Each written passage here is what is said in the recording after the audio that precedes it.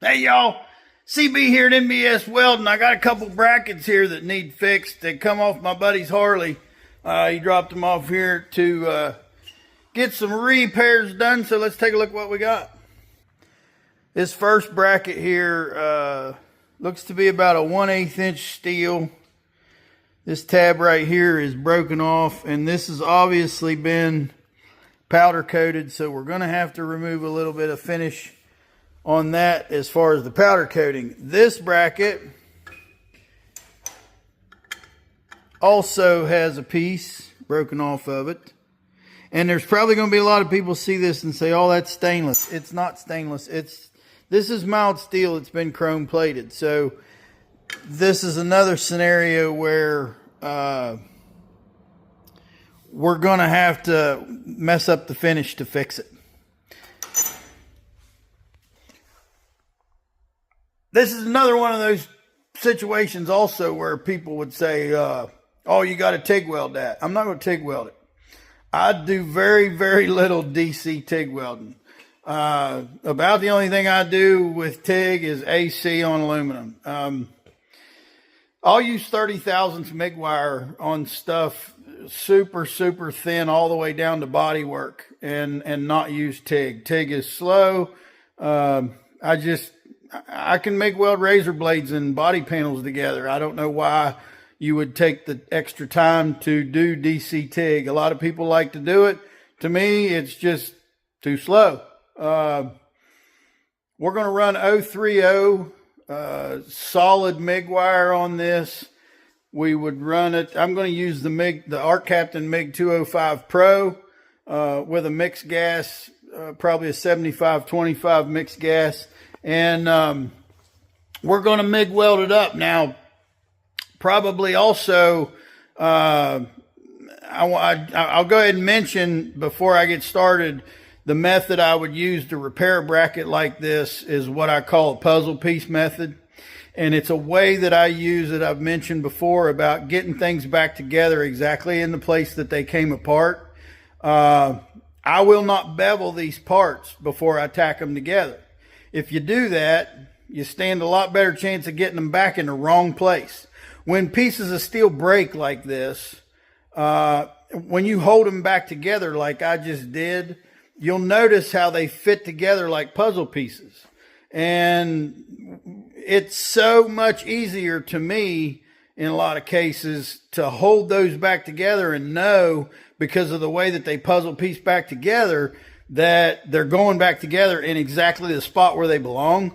That I'll put them together like that. I'll tack it. Maybe I'll weld one side, and then I'll back grind or back gouge the other side and weld it up. So I'll get the penetration that I would if I beveled it. But if you put a 30-degree weld bevel on each side of all four of these pieces, and then you go to put them together, you're now lost on exactly where they were. So I don't care for that. Let's get to work on this, get these things fixed for him. We'll see how it goes. Gotta hit y'all up real quick with a t-shirt ad. Boss Lady Tina's selling these t-shirts. Got NBS Welding on the chest, American flag on the sleeve, great big NBS Welding on the back.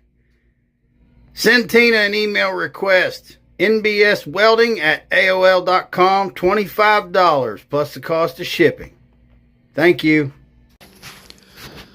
A lot of times on powder coated parts, I will use a propane torch like this and warm it up before I power brush it. The power brush has a lot more trouble removing powder coating than what it does regular paint. But I notice when the powder coating's a little bit warm, it comes off a lot easier. So this is something I've been doing. I've been doing it on the quad frames and different things that I deal with that are powder coated. I don't want to grind these parts because I want them to puzzle piece fit back together just exactly the way they snapped apart. And if you grind them, you change the shape. And if you change the shape, you might not get them fit back together.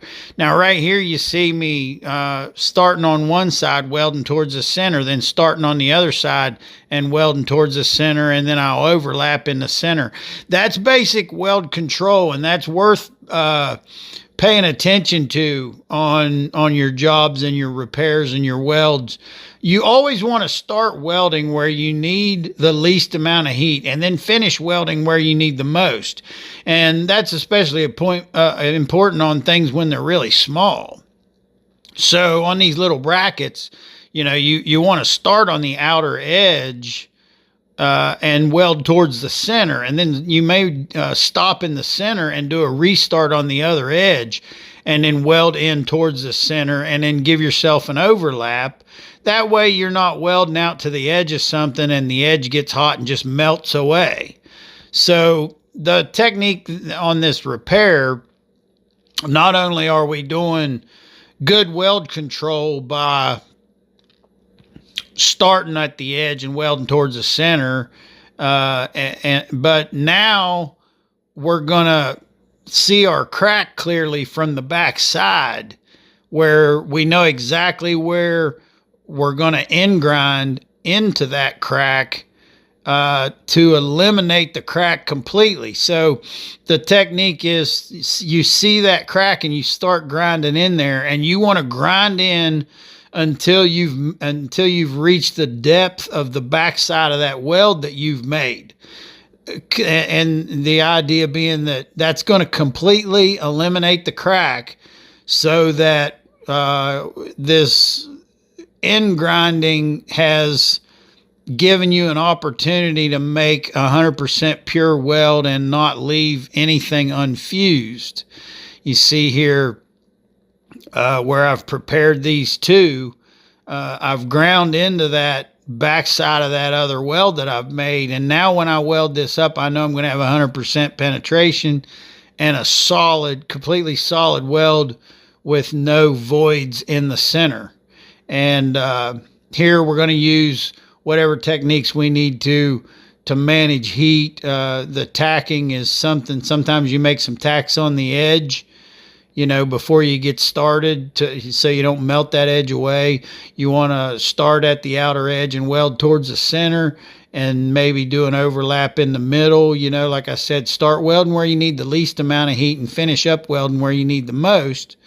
And then you got a couple brackets that are really good welded up really good. And the next thing is going to be, what sort of finish work are you going to do? I'm going to have one side of both these brackets where I'm able to leave my weld bead, and I wouldn't grind off more than you need to, because anything you leave there is more reinforcement. But there are areas, particularly on the backside, where I've decided that I'm going to grind it away and smooth it out. And the one tool that I'm using on this particular job, and I'm going to try to be using a little bit more because I have them, are flap discs. I'm not a fan of flap discs. I like sanding pads better. I like the 5-inch sanding pads on a 4.5-inch rubber backer.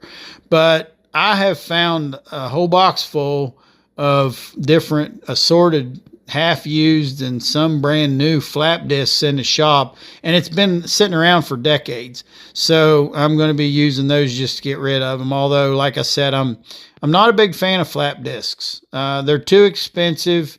They don't last long enough. They don't give me that flat surface that I can lay on a lot of my jobs. I lay my 4.5 or 5-inch. I lay it quite flat onto the surface to make sure I'm not digging in and make a nice finish. And I just can't do that with a flap disc like I can a sanding pad.